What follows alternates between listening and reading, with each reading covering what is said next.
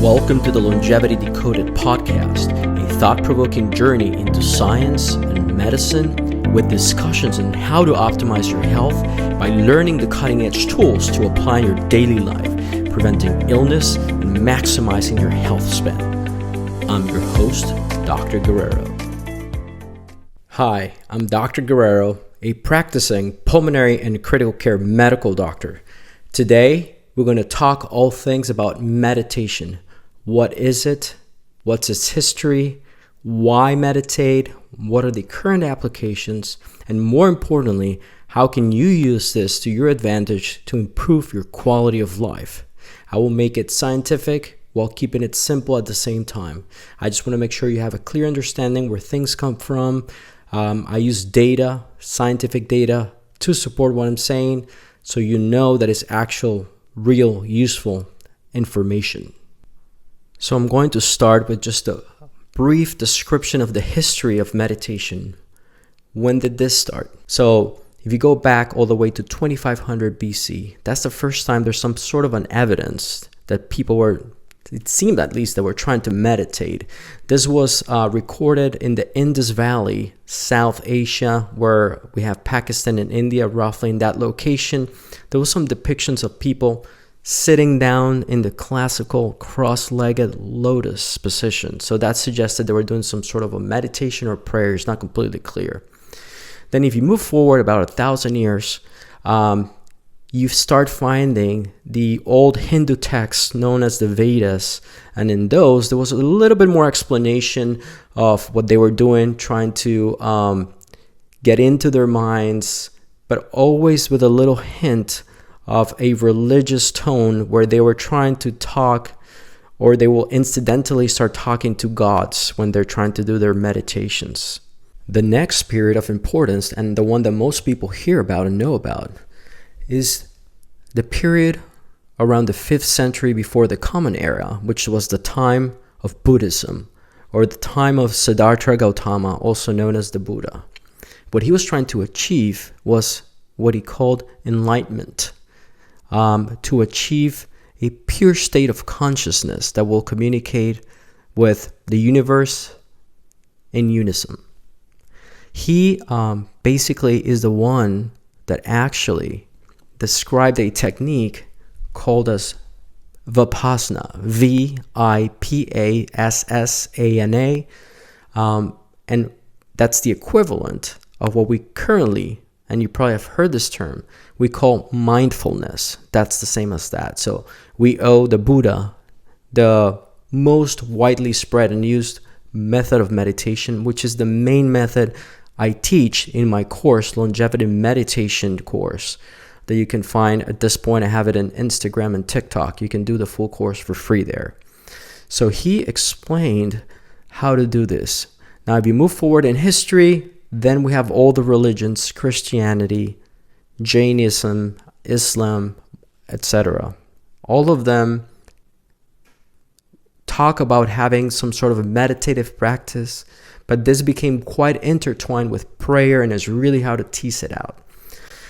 Then, if we move forward in time, this kept on happening with different religions and cults and beliefs, and then ultimately, more recently, actually at the beginning of the 20th century, it really hit the West. So in the 20th century, it got really interesting in America, especially in the 1960s with the famous Harvard experiments. The two doctors that were very famous at that point that were involved with this project were Dr. Timothy Leary and Dr. Richard Alpert. These two scientists started to study the effects of psychedelics on the mind. So what's very interesting here and links with the meditation part is that consciousness becomes interconnected with the, let's say, the theory of meditation in order to access consciousness or gain the knowledge from consciousness, and the alternative, which is using an external chemical or medication. In this case, psilocybin was the primary focus of investigation. And that's why they called those studies the Harvard psilocybin studies. So that was the interesting connection there, where things came together, psychedelics and meditation, during the 1960s at Harvard. So what happened then?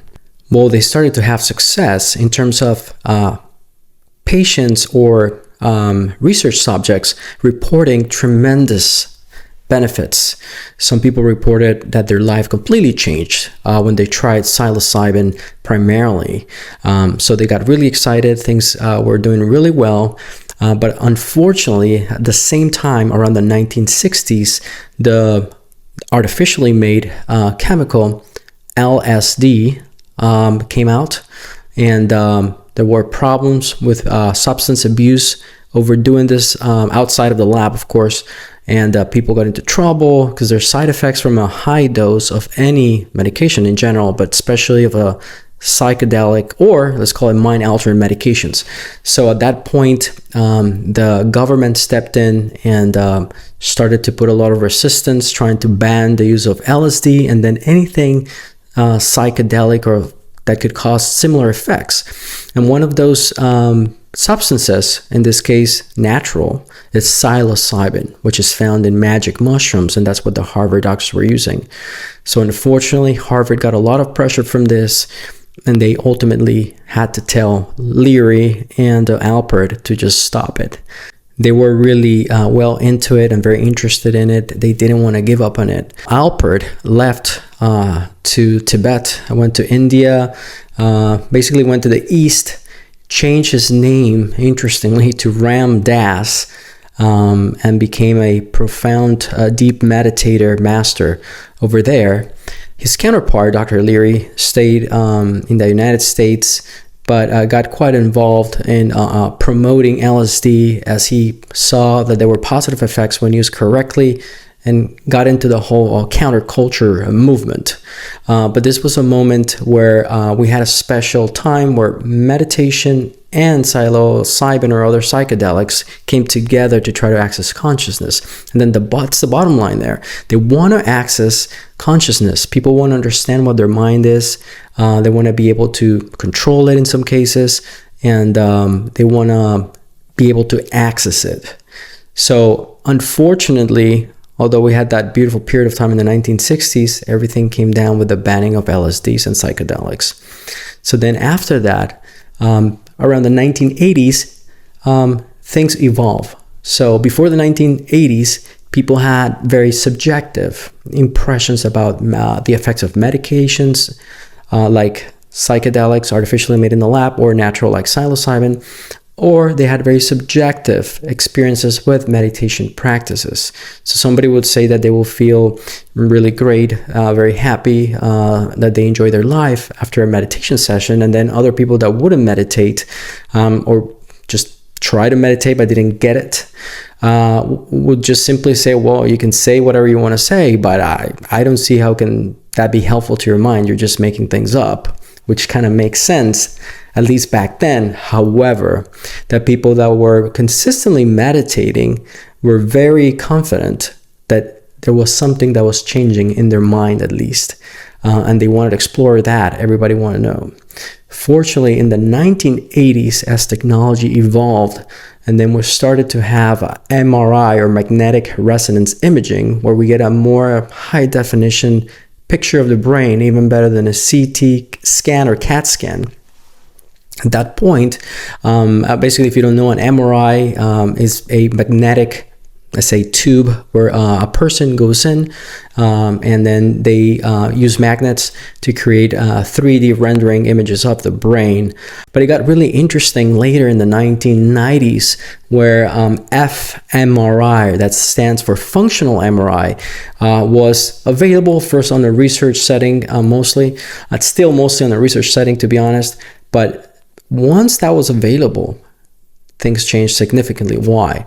With the functional MRI, you can actually see if there's any specific areas that get more blood flow. And because the magnetic signal of the blood changes where there's more blood flow, the scanner can detect, let's say, an increased flow of blood to this area called the prefrontal cortex.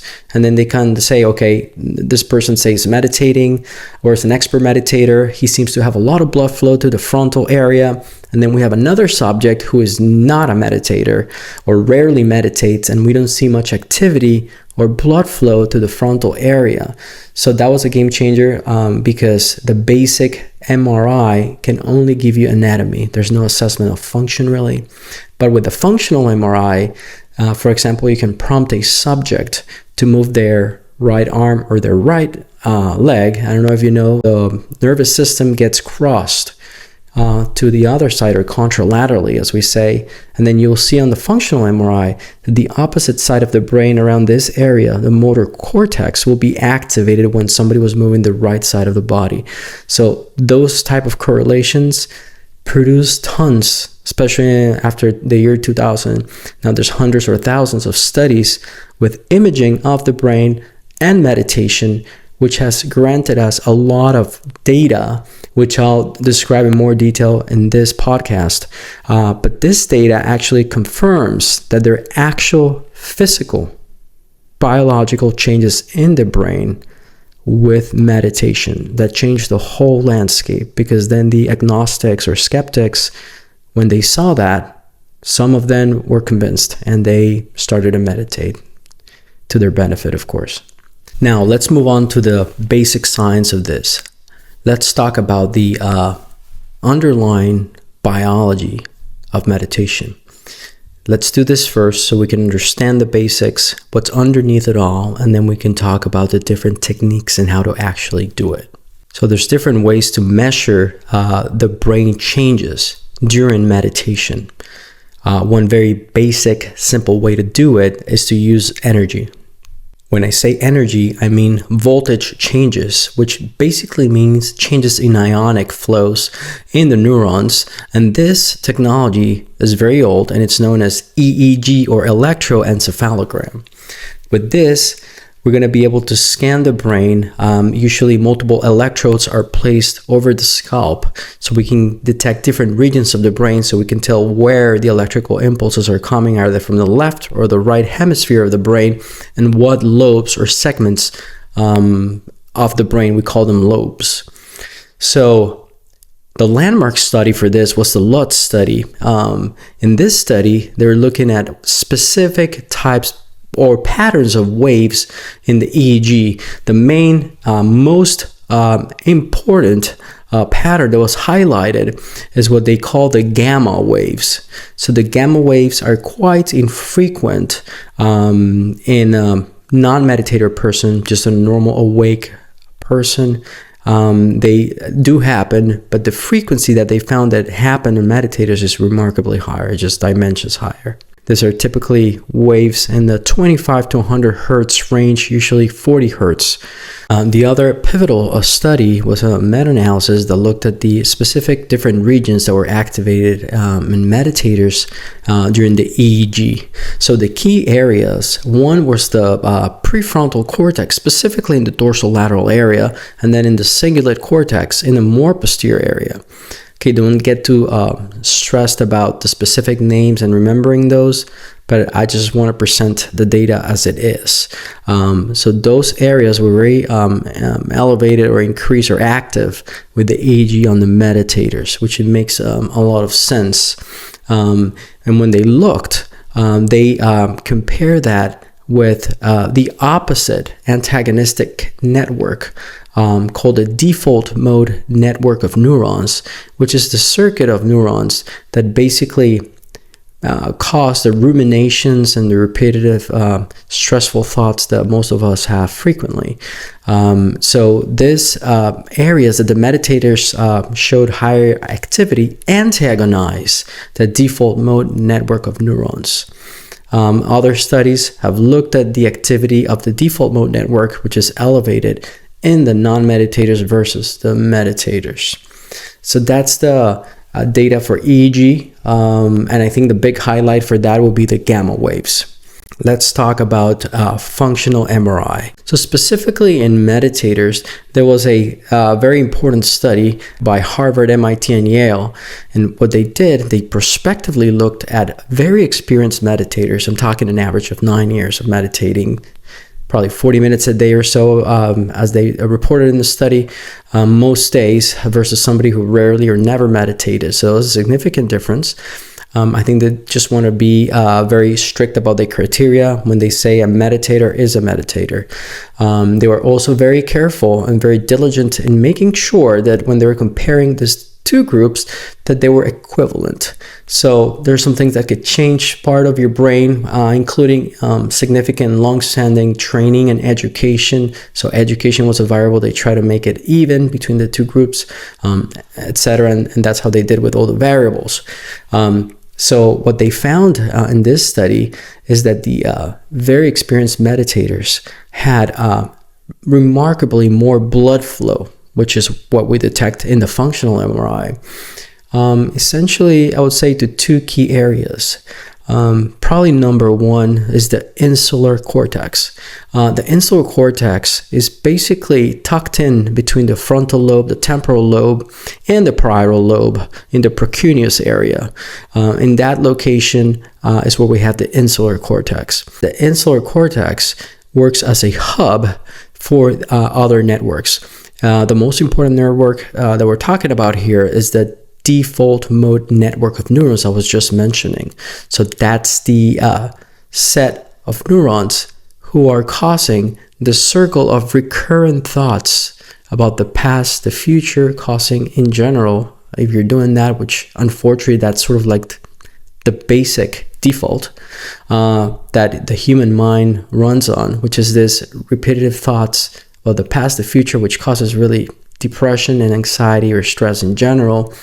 So this insular cortex that's very active during meditation or in meditators specifically is in charge of regulating how much activity is running in this default mode network of neurons and the more executive centers like the prefrontal cortex. So it is a regulator and a hub. And what they found in this functional MRI study of meditators is that the volume, okay, that means the amount of neurons in the cortex, that's the gray matter, was much higher, a couple millimeters bigger. And here, 1 millimeter, we're talking probably hundreds of thousands or millions of neurons. So there's a significant difference having a couple millimeters more in that area on the meditators. Now, the second center that was very active in the meditators is the prefrontal cortex. This area was very key. It's basically your executive thinking center. And what they noticed was an increase in volume, also a millimeter or two in that area on the expert meditators. So it all makes sense. And this is a very encouraging study in terms of making you want to meditate. What if this can actually help you? You will, if you do it for a prolonged period of time. And we don't know, what would happen with an intermediate meditator. I would have to look if there's a specific study on that. But certainly, even if you're not growing 1 million neurons, even if you gain 10,000 neurons, and your executive centers will help you make better decisions. If you're able also to shut down the default mode network of neurons by activating the insular cortex with meditation, this will just change your life completely, as I'll explain later, in terms of more of the subjective experience that people have. So the other thing I want to touch upon is the biochemistry. So there's studies that show that in meditators, it is very likely that the HPA axis, that's the hypothalamus pituitary adrenal hormonal endocrine system axis, gets affected in a positive way by meditation. And the studies for this are basically based on cortisol levels. So as you know, the pituitary gland is the the final output of the hormone that will stimulate the adrenal gland. So the hormone is ACTH, adrenocorticotropin hormone, which stimulates cortisol release in the adrenal gland. Cortisol, as you very well know, is your stress hormone. So studies have shown that meditators have consistently lower cortisol levels than non-meditators. So there's some neural effect in the HPA axis, most likely because it's in the central nervous system, which is decreasing the output of ACTH to the adrenal gland. So that's another huge benefit from meditation in terms of stress control by lowering your cortisol levels.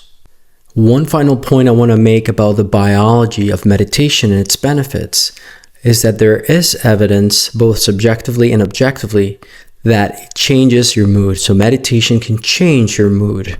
One very objective fact is that studies have shown, and the classical study was back in 1976, so it's an old study, where they showed increased number of serotonin, which is quoted as the happiness neurotransmitter, or what makes you feel happy.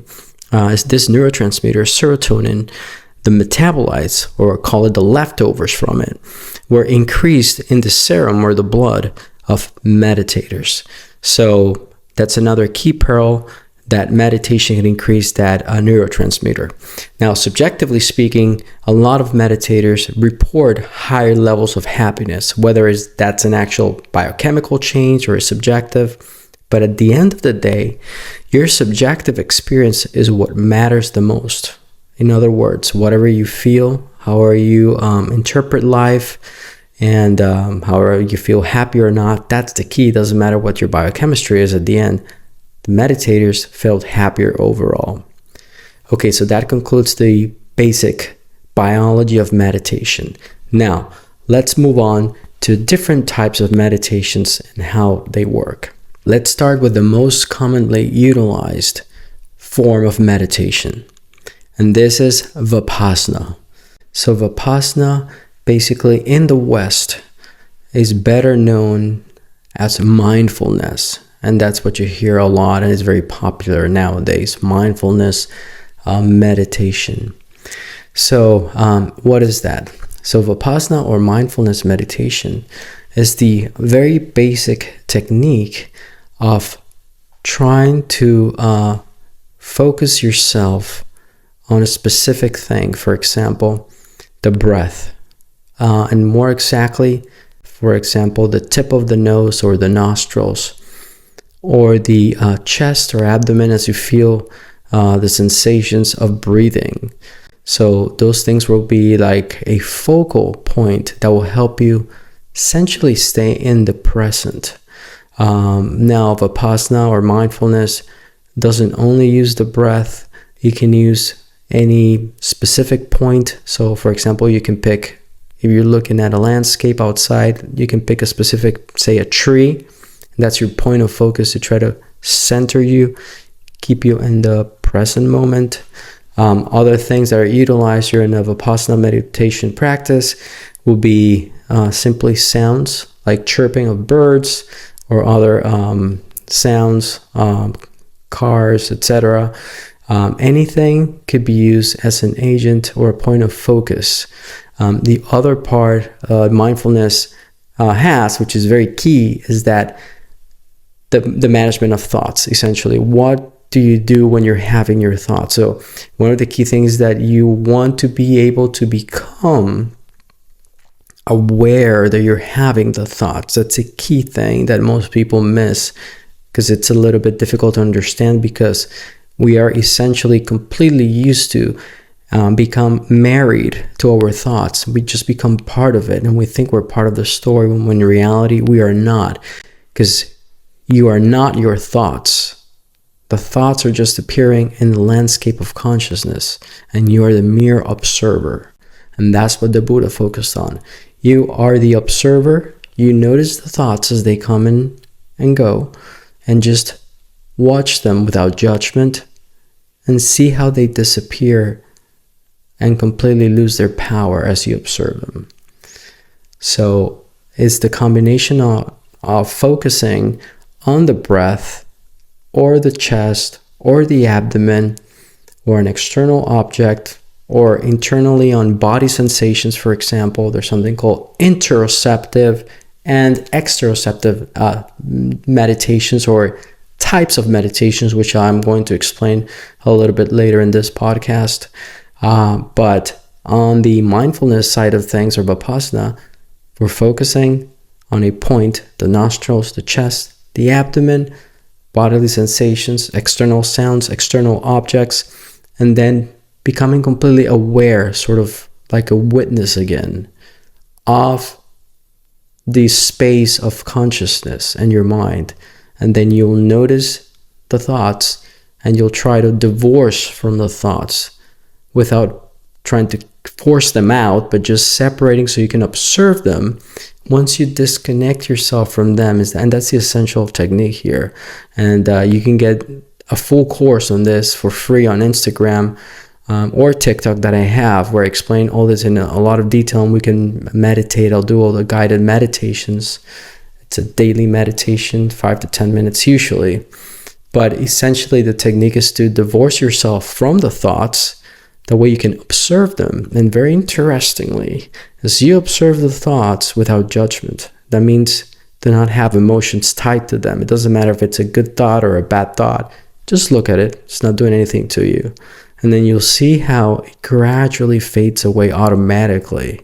And then you go back to the breath, again focusing on one point, such as the nose or tip of the nose, chest, abdomen, bodily sensations like pressure, any feeling like that, and external objects or sounds.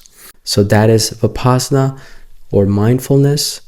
That's the first technique. I think in general, that's the one as a practical point that you should start doing. And again, if you do my free course on Instagram or TikTok, and the username or handle is at JORGEGUERREROMD. It's all the same on all the platforms.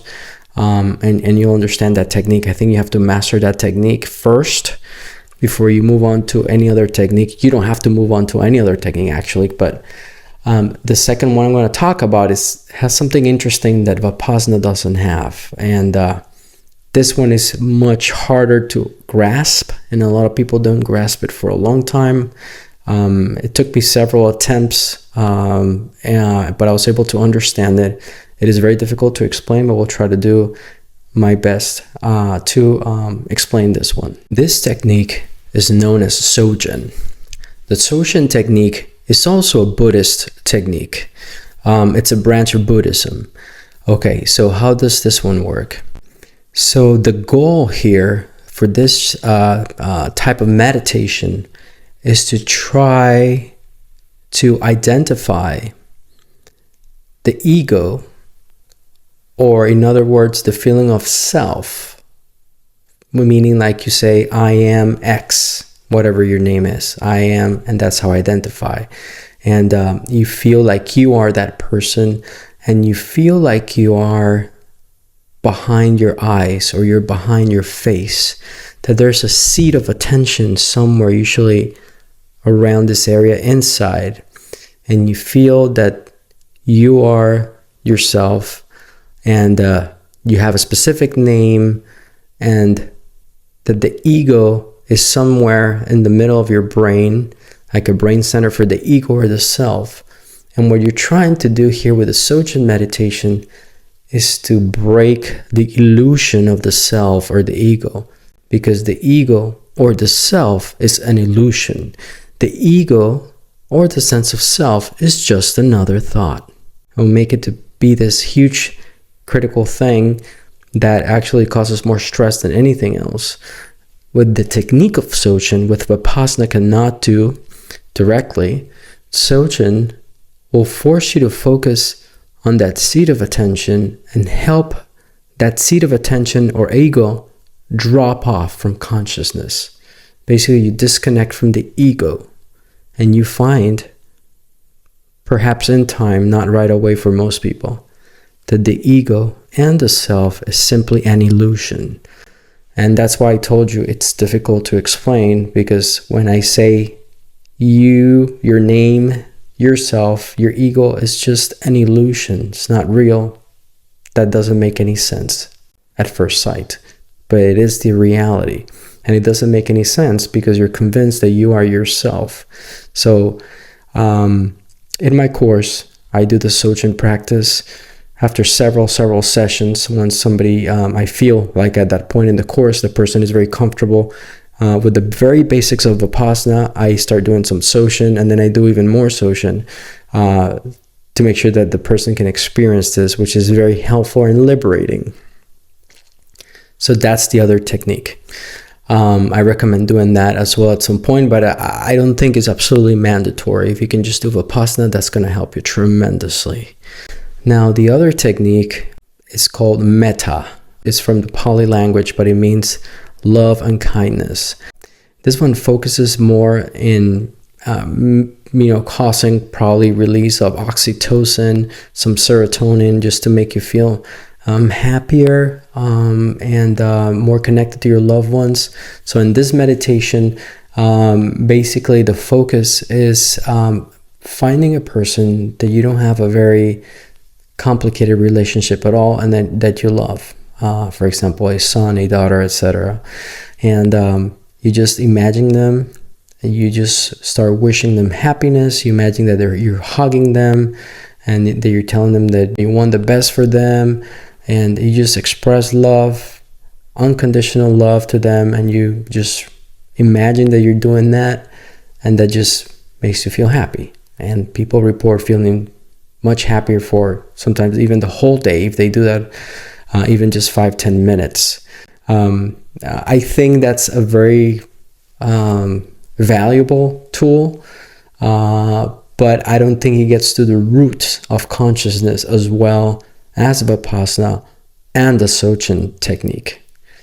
Now, there's other different types of meditations that are at the end variants of this, and then there's some other more esoteric types of meditations. But I think we're just going to get extremely confused if we get into all the subtypes of meditations that different religions use. I think the most useful is Vipassana and Dzogchen. So I would like you to focus on that. Now, I want you to be able to implement this to your daily life. So how do you implement the Vipassana or Dzogchen meditation? Either one. Although you can do it at any time. Probably the best times are right after you're waking up or before going to bed. The reasons for that is because at that point, you're probably undisturbed. There's nothing else going on socially. And basically you have a few minutes to yourself without interruption, very likely. Now, the downside of those two, although you have the privacy advantage, will be that on either one, you could potentially fall asleep because you're probably in bed. So one trick to avoid that is to sit up on the bed or if you're about to go to bed, before you go to bed, on a chair. That way you stay awake and you can get the actual meditation experience rather than the sleeping experience. Now, if you have time in the middle of the day, it's great, especially although you can do it anywhere. You can get a nice view of the outdoors, and you can try focusing on an object, and plus you have a beautiful scenery that can be very stimulating to the brain and will probably increase compliance of the experience. As you progress, another key thing to know for practical application is that you'll get good at this, and you'll be able to essentially take a breath, a single breath, and get into a deep state of relaxation. And I've done this, and it's extremely helpful at work or during stressful situations, because a breath, you can take it anywhere, any moment. They could be even looking at you, other people, and it doesn't matter. It will happen once you become more experienced. I want to talk about two broad categories of the focus of attention, or the point of attention. So when you're meditating, are you focusing on sound, a bodily sensation, your breath, etc.? So there's a classification, call it a broad classification regarding the object of focus, and that's one type is called Interoceptive meditation, and the other one is called Exteroceptive. So intero means inside, extero outside. So in the interoceptive, you're focusing something within you or about you. So for example, the tip of your nose, the nostrils, chest, abdomen, bodily sensations like heartbeat, respiration. And the exteroceptive, you're focusing on something outside. You're looking at a cloud, a tree, a bird. You're focusing on something outside. At the end of the day, it is exactly the same thing. Although a practical application that you can try to use is that perhaps if you're, let's say, somebody that is too introverted, you're very much in your mind all the time, okay? Perhaps tricking the brain, say, could be helpful. So somebody like that who is very into their mind, into their thoughts, might be a nice thing in terms of, again, tricking the brain to do more of an exteroceptive meditation where you're focusing on an external object, therefore exercising your ability to focus on something outside of you, again, especially if you're used to just focusing within all the time and thinking. So focusing on the external world might force the brain to stop that habit, say. And also on the opposite scenario, if you tend to be very vigilant what people are saying, thinking, looking at you, who's looking at me, you might be more of somebody that is constantly outside of the brain, let's say, or your mind. And then you can try to go back into the brain by doing an interoceptive meditation where you're more focused on the heartbeats, on your brain, etc., and maybe stop that chain of repetitive external fixation. That's a practical application you may want to use, but I just want to make you aware of that classification. But again, the basic meditation that I want you to start will be the Vipassana mindfulness meditation, more focused on the breaths, being mindful of your thoughts, observing the thoughts, and see how the thoughts lose their power as you observe them and you divorce from them, and without forcing them, letting them just fade away. Finally, I would like to acknowledge that there are, again, multiple types of meditations, and many of them I did not cover because there's not enough scientific data, or there's basically not enough time to go all over them. Some of them are overlaps of Vipassana, Dzogchen, or Metta. So things like, for example, mantras, yoga nidra, and things like that. It can have a value, but again, there's not enough time to talk about them, and some of them don't have enough data. What's the takeaway from this? I would say that this is the key things to understand. A wandering mind is an unhappy mind, and the wandering mind is caused by the default mode network of neurons, which is the automated network of neurons that are making you think and remember the same thoughts about the yesterday, the tomorrow, keeping you stressed out. If you want to reduce stress, reduce your cortisol level, have a better quality of life, you should very strongly consider incorporating a mindfulness practice. I would say basically Vipassana as the starting point, and that will be more than plenty just to start doing it. Even, there's data that just 3 minutes is helpful. So just doing 3 minutes, you start seeing the benefits. Ideally 5 to 10 minutes, most days of the week, say, and you will notice a difference. And now that you know the basic science of this, the biology, that you will have more neurons, better function between the networks in the brain, shutting down that default mode network, it is going to translate into a better quality of life. Not to mention the increases in serotonin, the happiness hormone, and tons of other psychological benefits that I mentioned. I think it's a no-brainer. You should consider incorporating that to your daily life. Make sure you check out my meditation course on Instagram and TikTok. It's completely free, and I do a guided meditation every day with a few exceptions. So that will be a great starting point. Check out my content also on Instagram, TikTok, and Twitter. All of them have the same username or handle at Jorge Guerrero MD. So it's pretty easy to find. The content that I have there, some of it will overlap with this content, but there's also very unique content that I don't post here in the podcast. Also, consider supporting the podcast if you think that this is helpful, and if you're learning something, this is completely free.